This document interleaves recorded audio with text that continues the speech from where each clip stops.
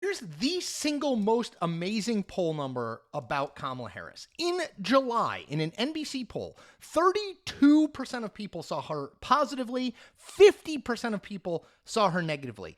In a poll NBC released over the weekend, 48% positive for Harris, 45% negative, an 18-point change. That is literally unheard of. Folks, I cannot tell you how strange that is. The last time that NBC had anything like that in terms of a flip-flop over this short period of time, July, August, September, 3 months, was when George W. Bush's numbers bumped way, way, way, way up after the September 11, 2001 attacks. If you remember, George Bush was not all that popular. He had been elected 9 months earlier, but not super popular. And obviously his popularity went through the stratosphere in the wake of the attack on America on September 11th. But we haven't had a massive terror attack in this country over the last 3 months. And yet Kamala Harris, let me just again, in July, 32% of people had a positive image of her. Now, 48% do. What happened? Great question. Let's go through it. So, I think a couple things happened. Number one, Kamala Harris in July was really just, I think, a cipher for what people thought of Joe Biden, right? People didn't have a huge impression of her. Obviously, she'd been a California senator. She was the VP pick, but she hadn't really distinguished herself all that much as vice president. And I think for most people, if you look at the numbers of Biden's positive and favorable numbers track really closely with those of Harris. So they both start out pretty okay, in late 2020, early 2021, and then just sort of fade over time, right, into the mid 30s, and in Harris's case, low 30s. But I don't think that was really about Kamala Harris in particular. I think that was much, much, much more about Joe Biden. They were just seen as a duo, right? It was like whatever you thought of Biden is what you thought of Harris. Nobody had like a distinctive, unique, individual sense of her.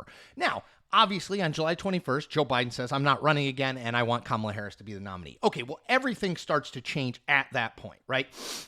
And I think a couple things happen. One, the Harris and Biden start to decouple, right? So you no longer think of Biden and Harris together. You're now thinking of Harris on her own. And for a lot of people, they don't, again, have much of a sense of her. So what does she do in July and August? Well, she has, probably the best 6 to 8 weeks that you've seen a presidential candidate have. She quickly rallies the Democratic Party behind her. She starts holding these rallies with massive amounts of voter enthusiasm.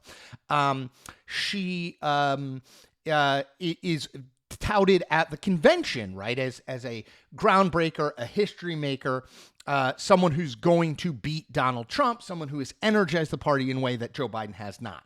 So that introduction is critically important, right? For most people, it's not even a reintroduction of Kamala Harris. It's just a plain old introduction. They haven't really known all that much about her before July 21st. So she has an amazing, huge amount of press attention and really positive introduction. There's also this. Oh, and I should say, and she performs really, really well when the spotlight shines on her, okay? I sort of mentioned that, but I want to focus on that. But there's also this. She's not Joe Biden.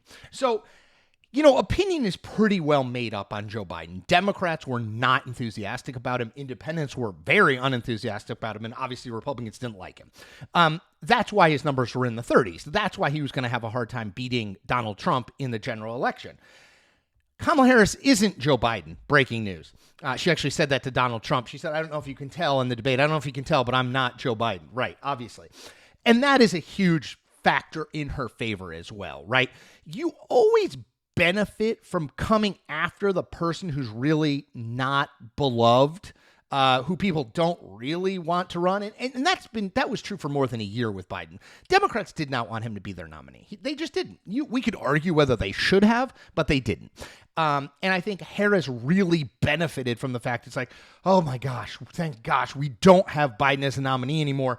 Harris is, okay, awesome. So I think for independents, certainly they didn't know about her. For Democrats, I think they knew a little bit about her, but the she's not Biden and she can win helped surge momentum and intensity and enthusiasm behind her. But again, these numbers, they really are historic. I mean, I know we have a tendency in politics to say, like, this is the most amazing thing since the last amazing thing. This is actually pretty amazing. I mean, the only comp is the George W. Bush when we had a massive terror attack. The biggest moment in history in our last 30 years, maybe 50 years, happened on American soil. So I think it's really important. This is stunning. I mean, no one could have seen this coming.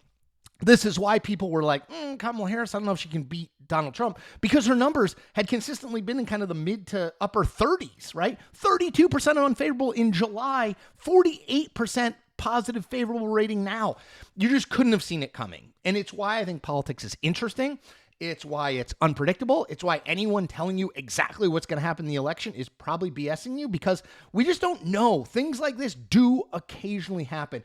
It is absolutely remarkable. It is absolutely the sort of thing we have not seen, barring some massive external event in the United States before. And it's absolutely the reason why Harris is where she is today, which is a coin flip, maybe a slightly better than the coin flip chance of winning this election and the presidency. All right, I always ask you to do 4 things. I'm going to ask you to do 4 things. Number 1 is subscribe to this channel. If you haven't, just hit the subscribe button. It's easy and free. Number 2, like this video. Just give it the old thumbs up. Number 3, comment on this video. Do it for the algorithm. And number 4, tell 10 friends. All right, everybody. I'll see you tomorrow. Be well.